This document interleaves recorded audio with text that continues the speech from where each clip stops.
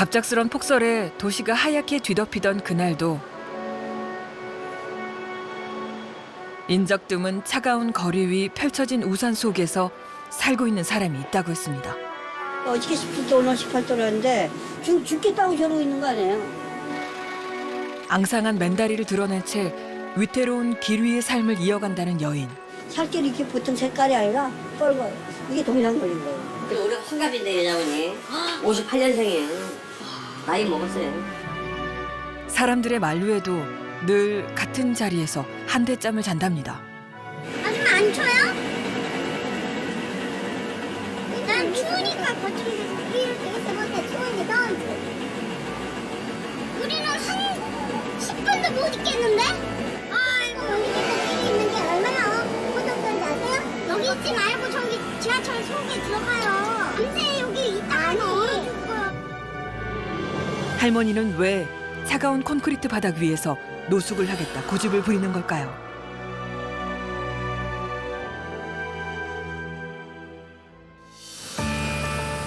고층 건물이 빼곡히 늘어선 빌딩 속. 그곳에서 할머니의 소식을 전해온 건 한 회사원이었습니다. 이제 직장이 여기여가지고 네. 왔다 갔다 하니까는 근데 여기 있는 사람들 다 알아요. 유명하잖아요. 아, 유명해요? 유명하지. 이 추위에 여기서 잘 온대. 여기 있는지 한 거의 1년 가까이 됐다고. 1년이 뭐 1년이 뭐 2년도 더 되죠. 올해로 3년째 노숙을 한다는 겁니다. 기온이 영하 18도의 혹한이 이어지던 지난 1월 말. 거리 한켠에 펼쳐진 두 개의 우산 속에서 할머니는 정말 잠을 자고 있는 걸까요? 아침이 오길 기다려봤습니다.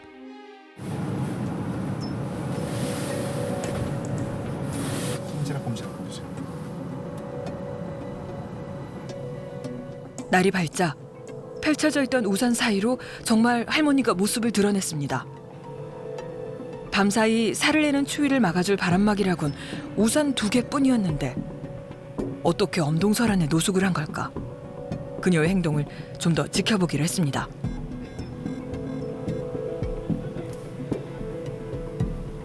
잠시 후 쓰레기가 담긴 비닐봉지를 챙기더니 지팡이를 짚고 외출을 하는 할머니. 그녀가 향한 곳은 인근의 한 편의점이었습니다. 익숙하게 휴지통에 쓰레기를 버린 후 할머니는 가게 안에서 컵라면 하나를 사는데요. 늦은 아침 식사를 하려는 걸까요? 그런데 굳이 컵라면을 들고 가게를 나와 자신의 자리에 앉아 끼니를 때웁니다.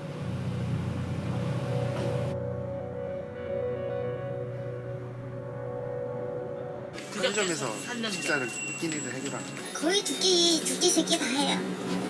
이거 저기 도시락도 사 먹고 먹고 싶은 거 사 먹어요. 이제 커피도 사가는 거 봐요. 노숙 생활을 하는 할머니에게 돈은 어디서 생긴 걸까요? 할머니를 지켜보던 중 우리는 행인들이 그녀에게 방한용품이나 돈을 주고 간다는 사실을 발견했습니다.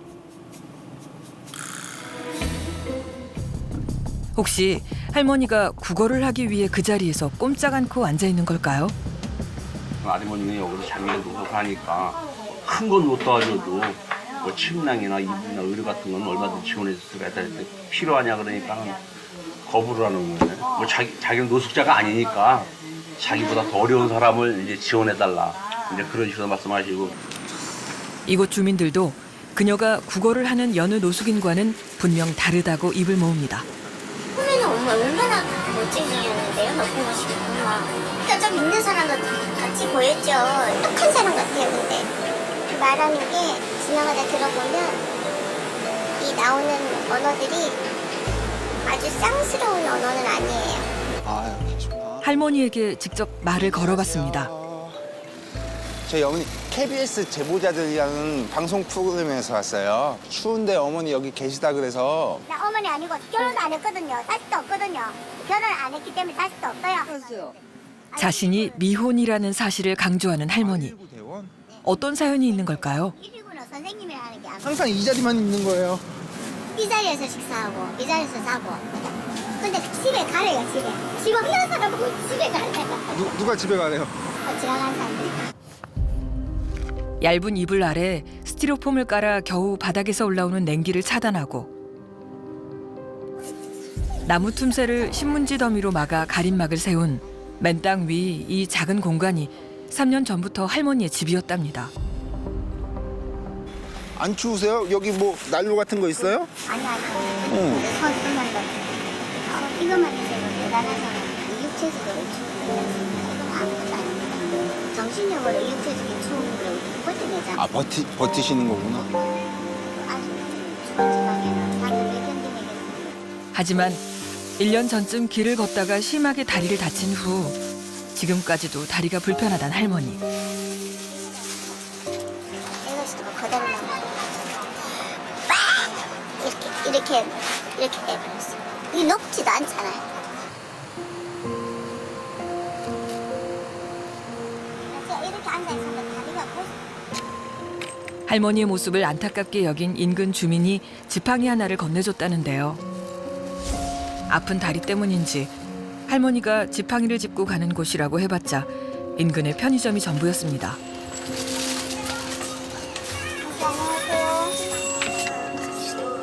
익숙하게 낡은 가방 속을 뒤적여 직원에게 건넨 건 100원짜리 동전이었는데요. 100원을 왜 주시는 거예요? 내가 드리는 거야. 나 이 따뜻함을 없거든요. 지금 얼어서 안 열리잖아요. 할머니의 온수 사용료라는 겁니다. 그 후에도 미안한 마음이 가시질 않는지 주변을 깨끗이 정리하는데요. 우리 쓰는 공간이잖아. 학사라고 생각하면 돼. 우리 집이 학사. 내 공간이다. 내 집이죠. 내가 사니까 그렇게 생각하잖아. 이렇게 해가지고 추위에 얼어버린 병뚜껑을 온수로 녹인 후 다시 그 물을 병에 담아 향한 곳은 편의점 건물에 딸린 화장실이었습니다. 언제 세탁을 한 건지 알 수 없을 정도로 때 묻은 겉옷을 벗자 드러난 건 여름 옷을 입은 모습이었는데요. 화장실엔 온수가 나오질 않기 때문에 편의점에서 가져온 따뜻한 물로 얼어붙은 얼굴을 녹입니다. 동상이 있어가지고 얼굴에 어떤 데 이게 껍질이 바꿔지니까 길거리에 있잖아요. 그럼 코 안이 뭐가 시커멓게 들어간 것 같아서 한눈에 보기에도 심한 동상에 걸린 모습. 하지만 할머니는 얇은 여름 옷으로 겨울을 날 수밖에 없는 처지입니다. 이런 것도 야기 서울 올라올 때 이걸 갖고 왔는데 이걸 입고 스커트 하나 하고 청바지 하나 하고 하얀 티 하나 하고 긴 소매는 그 검은 거 그 티 있지 않습니까? 그거 하나 들고 왔잖아요. 캐리 안에 넣어 놓는데 그게 번호 맞추기가 돼가 있는데 번호를 해가 근데 그게 저기 잘 안 열려. 안에 있는 거 다 있어요 여기. 옷이 담긴 가방에 열쇠 비밀번호를 잊어버려 오랜 기간 열 수가 없었단 겁니다. 인근의 열쇠 수리공을 불러 가방을 열어보기로 했는데요. 잠긴 열쇠를 잘라내자 마침내 드러난 가방 속 물건들. 이게 내가 가지고 온 옷이거든요. 스커트가 이 스커트하고 2만 원짜리 2만 원. 할머니의 가방 속에 담긴 건 곰팡이 핀 옷가지들과 사진 몇 장이었습니다. 그 사진들 중 유독 눈에 띈 건 드레스를 곱게 차려입고 악기를 들고 있는 할머니의 사진이었는데요. 인근의 커피숍에서 그녀와 이야기를 나눠보기로 했습니다.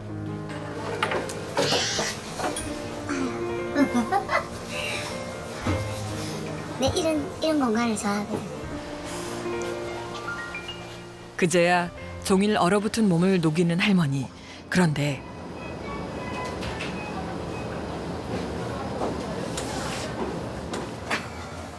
사계가 나오면 되나 싶 좋은데 바로 꼭지 사계 아닙니까? 사계 좋아하세요? 봄 되면 사요. 차 운전해가면서 저싹 들어가 햇살이 싹 있는데 잘나?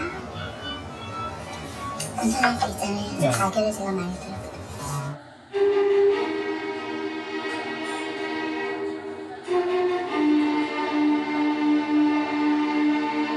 이게 운명이잖아요. 내가 우리 주인 진심이 있을 때 전화 왔을 때 이랬거든. 전화 오잖아요. 이러면 가슴이 빠바바빠 팍 막혀요. 진짜 베토벤. 저 느낌으로 딱 와요. 마치 아련한 추억에 잠긴 듯했습니다. 할머니는 클래식 음악을 좋아한다는데요. 그 전에 내 피아노를 했죠. 돈 벌어서.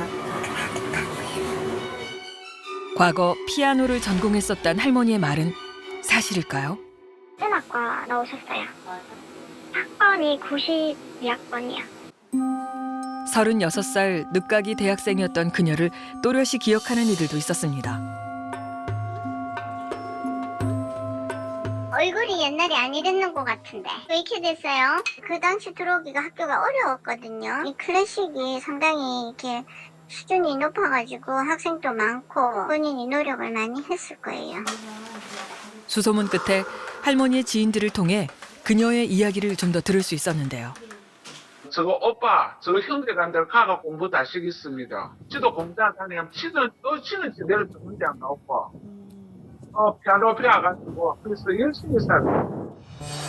대학 졸업 후 피아노 학원을 운영하며 행복한 미래를 꿈꿨다는 할머니. 그러니까 그거 있었어요. 그 공부 시켰습니다. 이제 그 남자 집에 가다가 교통사고 한번 나빴어. 그래 가지고 사나 찾겠지. 그런 사연이 많은 아입니다. 교통사고를 당하고 남자친구와 헤어진 후 환갑이 되도록 혼자 살아왔다는데요. 결혼해갖고 예쁘게 살고 싶었는데 그게 꿈이었는데. 아, 그게 꿈이셨어요? 근데 이렇게 만들었어. 삼촌은 뭐 많이 있겠습니까? 많지 뭐. 근데 내가 원래 그런 상처 잘 받았다. 그러니까 내가 이렇게 음악을 이렇게 집중적으로 할 수 있지. 음악을 알 겁니다. 음악은 절대 배신 안 한다. 그렇게 음악에 기대어 한평생을 살아왔단 겁니다. 그런데 왜 3년 전부터 음악을 포기하고 거리에서 살아가는 걸까요? 이래갖고 내가 이게 할머니의 낡은 수첩 속에는 25명의 지인에게 부탁하여 미리 받았다는 자신의 부의금 내역이 빼곡히 적혀 있었습니다. 부의금을 달라는 거는 어떤 순간에 죽을지 모르잖아요. 그 하찮은 순간에 죽을 수 있잖아요. 해결이 되는 안 되는 중간에서 죽을 수도 있으니까. 거리에서 죽을 각오를 했다는 할머니의 모습을 인근 주민들은 걱정스럽게 지켜보고 있었는데요. 지금도 금방 몇 마디 나눴는데 뭐 지금 말지 이런 식으로 나오는 거예요. 목숨이 한 번, 사람 목숨 한 번 보니까 애껴라 그래도 그렇게 얘기하래요.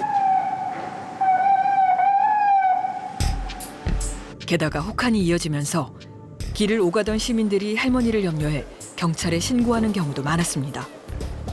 이날도 경찰과 구급대가 출동했는데요. 이렇게 그냥 몸이 안 좋다고 걱정하는 사람들이 많잖아요. 이렇게 다. 이 수고로운 과정도 알죠? 고생하는 사람도 나이고 이런 일이 안 벌어져야죠. 그럼. 기본적인 감사상은 하나 이상 넣고요. 자세한 거는 피부나 이런 거는 그럼 가셔서 하셔야 되는데 본인이 원하시지 않으시고 도와드릴 수는 아니죠.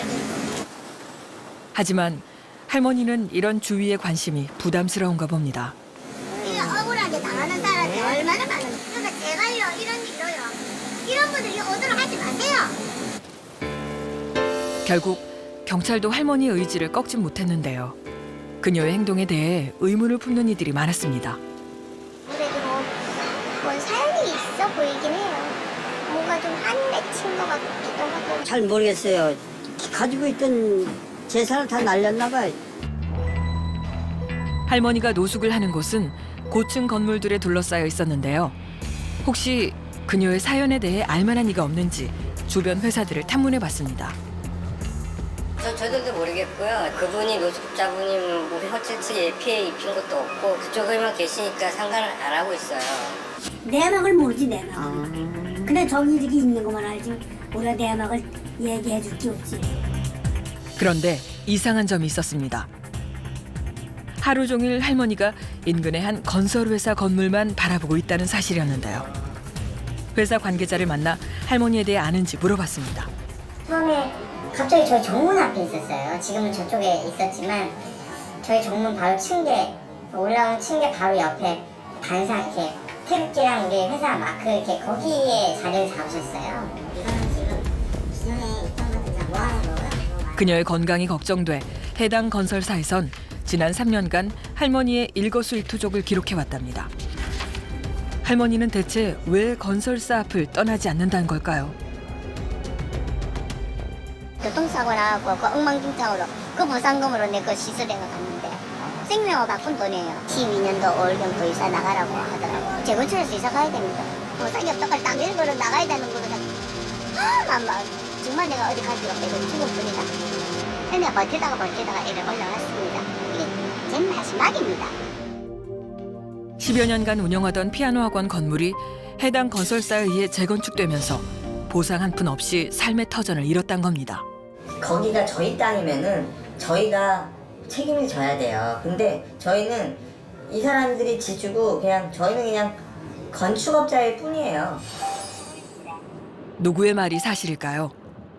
당시 상가 재건축 조합원들을 만나 이야기를 들어봤는데요. 넘어집에 있는 사람은 한 번도 주는 게 없어요. 조합을 형성해가지고 조합원들이 돈을 내가지고 불러가 주는 건데 부장끼네 내 같은 사람한테 내놔라 얘기다. 건설사는 발주를 받아 건물을 지었을 뿐 할머니에게 보상을 할 당사자가 아니라는 겁니다. 안녕하세요. 안녕하세요. 저희 KBS 제보자들이라고 방송국에서 나왔거든요. 재개발은 뭐 한 가구당 1인당 해서 얼마씩 세팅이 다 되는데 재건축은 없어요. 좀 안타깝지 그치? 하지만 할머니의 얘기는 달랐습니다. 재건축이라서 보상은 없습니다. 그런 거. 우리 학원 수업하고 오고 이럴 때. 그런데 내 쫓겨나서 이제 내가 알고 그럴 때 개발인데요. 그렇게 말을 하더라고요. 구청에 가니 본사가 여기라고 가라고 했어요. 게다가 당시 할머니가 우연히 보게 된 관련 서류에 분명 재개발 사업이라 쓰여 있었다는 겁니다. 법원의 명도 소송 판결문에도 재개발이라 명시돼 있었다는 것이 할머니의 주장. 어찌된 영문인지 변호사에게 문의해봤습니다. 그런데 이 부분이 지금 이 사건 주택 재개발 사업에는 위 손실보상 규정이 적용되지 않는다라고 해서 이 부분이 재건축 사업인데 재개발 사업으로 잘못 표시가 돼 있는 부분이 있습니다. 판사도 이렇게 판결문에다가 재건축 재개발을 혼돈해서 쓰고 있고요. 이런 경우는 드문 일인데 100개 판결 나오면 그중에 한두 건에서 오타가 좀 발생되긴 해요. 어떻게 이런 실수가 있었던 걸까요?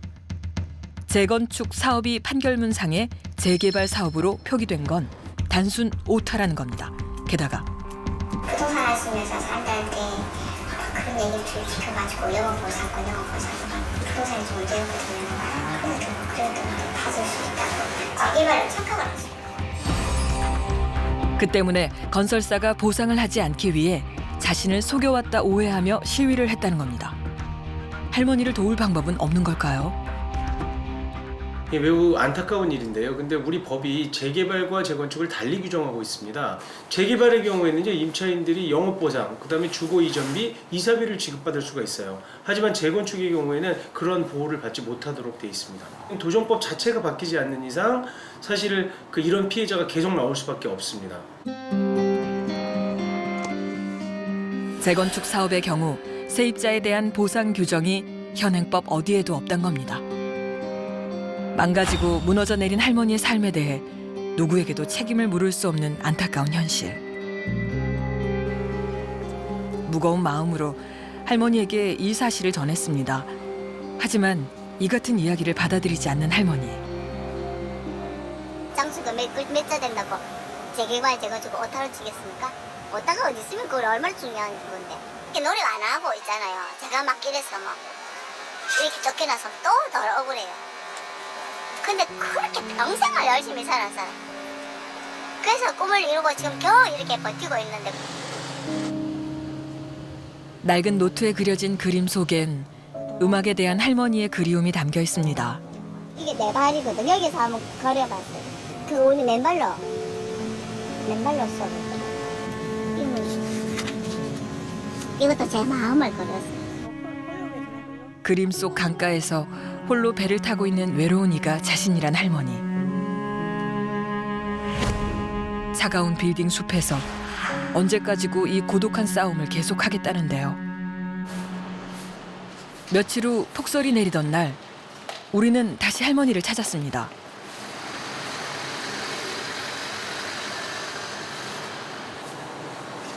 선생님. 아이고. 아, 주무시고 계시구나. 그러니까 저라. 여기 눈 오는데 어디 잠깐 딴 데 있다고 오시지 여기. 여기가 더 좋잖아요.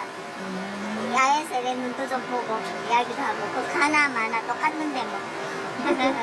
눈이 오면요 세상이 하얗게 되잖아요. 기분이 하얗게 되고 눈도 가끔 1년에 한 번 정도는 딱 오면 참 좋겠어요. 지난 3년간 지속된 노숙 생활로 인해 지칠 대로 지친 할머니의 몸과 마음에도 하얀 눈이 내려앉을 수 있다면 얼마나 좋을까요? 그녀를 위해 무엇을 해야 할지 고민 끝에 우리는 정신과 전문의인 스토리 헌터와 함께 할머니의 건강에 이상은 없는지 그녀를 도울 방법을 찾아보기로 했습니다. 옷이 되게 추운데 꽃홈에서 시위를 하는 뭐 일반적인 주장을 담은 팻말 이런 게 있는 사람이라기보다는 그냥 이 사회, 이 도시에서 완전히 소외되기도 하고 고립되어 있는 사람, 그런 사회성이나 인간관계가 결여되어 있는 그런 모습처럼 보여서 굉장히 안타깝고 또 많이 걱정스럽습니다. 안녕하세요. 할머니와 얘기를 나눠봤는데요. 안 추우세요? 네, 죽겠습니다. 안 죽겠습니다. 네. 춥죠. 저는 서 있기만 해도 추운데 이렇게 벽에 기대가지고 저희가 걱정이 돼서 나와봤어요. 저희들은 의사고요. 제가 말씀드린 자대로 정말 건강한 이야기인 분이 계시나 건강 상태는 제가 제일 되게 잘 알고 아유, 잘 알 수도 있는데. 그 얘기를 좀 예. 의사 선생님들이 정말 싫습니다. 나 정말 싫어요. 그런 의사 선생님들이 너무나 백신을 많이 했기 때문에 팔 있지 않습니까? 그런데 한사코 치료를 거부하던 할머니가 이렇게 이해할 수 없는 얘기를 하기 시작합니다. 한데 내 머리 안 가면 이 냄새 나니까 한번 맡아. 작년도 내가 크리스마스 때 올 말고 재작년이죠. 한번 안 가봤고 안 가봤는데 그래. 이 냄새가 안 나잖아요. 자는 새에 데리고 가서 치료를 했는가 봐요. 선생님은 기억이 안 나시고 이렇게 잤는데 자는 새에 마취료가 데리고 갔나 봐요. 혹시 그러면 병원에 가서 또 해코지를 할까봐 혹시 이게 좀 불안하신 건가요? 어마어마합니다. 여러 가지 상황으로 봐서 내가 불이익을 당해서 당했지. 그리고 주위 사람들도 불이익 당하지 않습니까? 선생님 괜히 이렇게 와서 이야기하셔가지고 또 선생님 불이익 당하면 어떻게 하실 거예요? 그래서 혼자서 일어나는 거예요. 그러니까 그만큼 이만큼이라도 왔지 않습니까? 할머니는 현재 심각한 피해의식에 시달리고 있다고 합니다. 사회로부터 스스로 단절하고 있는 양상, 이런 양상이 반복되다 보니까 살해자와 관련된 모든 사람들이 결국에는 경계의 대상이 될 수 있고요. 시기적으로 2년의 세월을 보자면 그런 망상들이 점점 가지에 가지를 쳐서 생각이 더 공고하기 때문에 가족분들의 동의에 의해서 지금은 강제적인 응급 입원이 좀 필요한 상황으로 보입니다. 한 씨도 마음 편히 쉴 수 없었던 길 위의 삶이 할머니의 마음을 병들게 했는데요. 그 아버님이나 어머님 지금도 다 생전에 아버님 어머님 돌아가셨죠? 몇 형제세요? 6남매. 아, 6남매. 아들, 아들, 네, 딸, 아들. 아시겠어요? 너무 쉽게 설명가 나. 6남매 중 넷째라는 할머니. 그녀를 도울 형제들은 없는지 수소문 끝에 다행히 가족과 연락이 닿았습니다. 그런데 네, 저는 내 동생을 내 가족께서 키운 지 20년이 넘었습니다. 경찰서에서 전화가 많이 오고 하는데 내가 똑같은 얘기를 했습니다. 나는 이미 오래전에 키운 아이이기 때문에 무슨 일이 벌어지더라도 나한테는 연락하지 마세요. 이 아이가 그렇게 해서 이승을 떠나게 내버려 두세요. 그것이 그 아이를 위해서 도와주는 길입니다.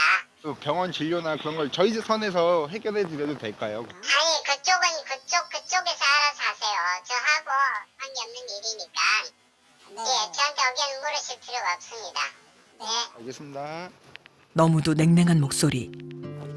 할머니의 지인을 통해 오래전 단절된 가족의 상황을 짐작할 뿐 그 내막을 알 순 없었는데요. 잘못이 하나도 없거든. 내가 볼 때는 세월이 흐르고 나이가 먹고 지중 가족 챙기다 보니까 뭐 그래 됐겠지. 완전 원수로 생각하겠지. 재밌겠지. 예쁘게. 지독한 외로움이 할머니를 더 병들게 하는 걸까요? 내가 우리 어머니 날마다 기다리고 우리 어머니 오나 안 오나 날마다 기다린다. 오나 안 오나가 맞지? 학교에 가면 마치 누군가 눈앞에 있는 것처럼 잦은 혼잣말을 하는 할머니. 빠른 치료를 위해 관계기관에 도움을 요청했는데요. 문제는 말소된 할머니의 주민등록이었습니다. 횡령 환자가 아니기 때문에 주민등록이 있어야만이 병원 측에서 입원이 가능하다고 그러니까 할머니의 동의를 구해 주민등록부터 복원해야 입원 치료가 가능한 상황이었는데요. 우리 저 공무원 선생님이 확인해 보니까 주민등록증이 말소됐어요. 서울역에 가까운 동에 가서 살리면 돼요. 가까운 동사무소 가서. 그래서 살려서 어떨까요? 살려야지 사람 부실을 하지. 나 집도 없는 거 어디다가 그냥 뭐 집은 우리가 얻어주신대. 다행히 해당 구청에서 긴급 주거 지원이 가능한 상황이었습니다. 하여튼 일단은 예 고맙습니다. 고맙고. 아우 따뜻해. 할머니와의 짧은 면담 이후 구청 담당 직원과 함께 그녀가 치료를 받을 수 있도록 한 단계씩 절차를 진행해 보기로 했는데요. 월세 계약서를 갖다가 작성한 다음에 동주민센터 가서 주민등록을 복원한 후에 이제 저희가 이제 그 정신건강사회복지사하고 경찰관 입회하에 병원으로다가 입원 진료를 할 예정입니다. 어쩌면 오랜 여정이 될지도 모르지만 할머니에겐 꼭 되찾고 싶은 꿈이 있습니다. 나는 있잖아요. 다시 한번 내 엄마 가고 싶어요.